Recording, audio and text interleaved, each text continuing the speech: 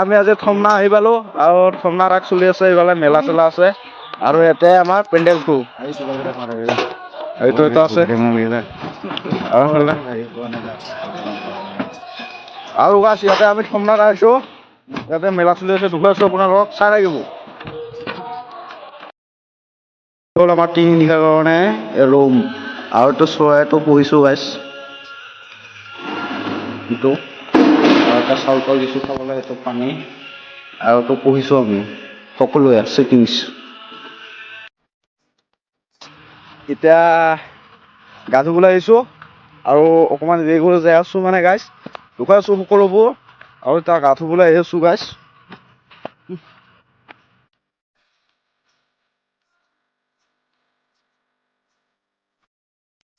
মানে গাইছ ইয়াতে ধুনীয়া আৰু গা চা ধুবলৈ মানে নদী আছে এইখন আমাৰ পেণ্ডেলৰ পিছফালে আৰু এইখন পৰিৱেশটো ধুনীয়া গাইছ এইফালে আৰু বেহাৰৰ খেতি কৰিছে অলপমান আগত আৰু এইফালে লবৰ গছ নেকি এইবিলাক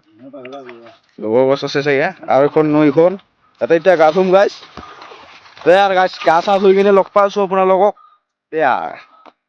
এইবাৰ নহ'লে গাইছ ভিডিঅ'টো সিমানতে সমাপ্ত কৰোঁ আৰু নেক্সট